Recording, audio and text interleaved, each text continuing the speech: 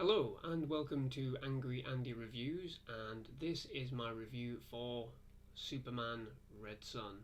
Now, Superman Red Son is a DC animated movie based on the famous comic of the same name. It is one of my favourite Superman stories, and really one of my favourite Elseworld stories in general. And Elseworld is a subgenre within DC Comics which taps into very different ideas about where superheroes come from and what they do.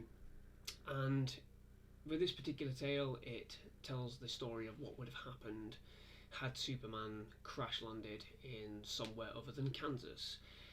And indeed, with Red Son, baby Kal-El arrives onto this world in the rustic area of the Soviet Union. So immediately, it's very easy to see where this is headed. But the great thing about the story is that even though Superman is imbued with the communist ideal, even above and beyond Stalin himself, he still desires peace and still harbours hope for all of humanity. His methods of getting there, however, are skewed, and as a result of his own indoctrination as a child, it's something that plays a significant role throughout, and it doesn't really go to his plans. So, the film does take a number of liberties with the established story. It fleshes out, aspects to serve a wider narrative, and with that, come a few complications that ultimately prevent this film from being, one of the truly great DC animated adventures like Flashpoint or Doomsday. In point of fact, come the end of the film, you're left with an odd sense of wishing there had been more, and that's despite the additions to the story. It's very strange. The conflicts between the nations and indeed the ideologies, of each are explored in a fair way, but only really on a surface level. The film attempts to create a heightened level of pathos to this fully all-powerful idealist in Superman, but it suffers in the smaller moments when it really should be hitting the hardest.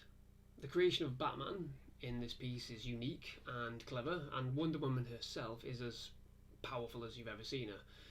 But there is not much more shown than the basic premise of them and their impact.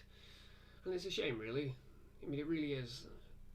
Many of the story's more interesting questions are, dropped before they can be fully explored. And this is a feature with both Batman and Wonder Woman's arcs.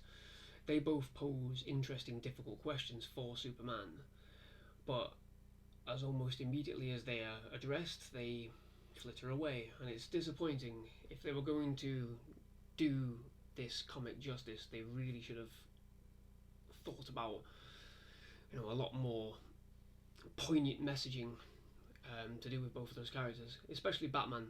Batman's representation in this story is far beyond anything you've seen before, and it really does hit home exactly where Superman's failings are in this film and in the story. But having said that, Red Son is really well executed. It has a fine vocal performance from Jason Isaacs as the last son of Krypton himself, and the story lends itself really well to this format. And at times, the sheer audacity of the idea is what keeps it going, rather than the smaller moments. And indeed, much of the action tends to feel a bit clunky. And it's a shame, really. You had the opportunity to really, really push the boundaries, I think, with this, and they just didn't do it. Now, the moral ambiguity between Superman and Lex Luthor is fascinating, and really explores their rivalry as Lex Luthor almost being the good guy in this. He has moments which tap into the idea of Lex playing good guy, bad guy at the same time, but those moments are clever and entertaining.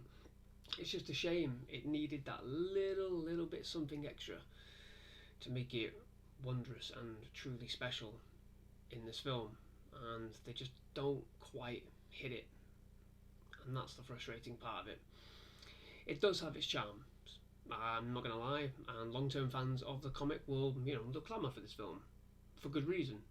DC animated films are riding a constant high wave at the moment, and they have been pretty good for a while now, with only a few minor dips along the way Can't really think of any come to mind, but yeah, you know, they are pretty solid films at the moment, DC animated films. And I would hazard a guess, though, you know, after watching this film, that many more of the hardened Red Son's fans will more than likely hold on to their comic just a little bit tighter, and you know, wish that they could have seen something with just that little bit more of a spark. And that's, you know, like I said, that is a great shame. But it is a good solid entry for the DC animated universe. You know, should have been more though. So on this particular film, I'm going to give Superman Red Son a 7 out of 10 because, you know, it is a decent film, but we could have had so much more. Right, well that's it for this review today. Obviously, I don't really know what's going to happen going forward. I've not been isolated, but I'm also, you know, still trying to work, but we'll see what happens. I'm going to try and get a few more reviews out. I should be able to get the Invisible Man up pretty soon. I know a lot of you have probably already seen it already, so it's kind of pointless, but I'm going to do it anyway. And of course, as of tomorrow, Disney Plus is up and running here in the UK. So we'll see where that takes us. Thank you very much for watching, guys. Stay safe out there. Make sure you're washing your hands and all that. You know, please do as, you know, you're being advised to do. That's the main thing. Yeah, the weather's nice outside, but go in your garden. Don't go to the parks. Don't go to anywhere like that. Just, you know, think logically. Alright. Thank you very much, guys. Bye-bye.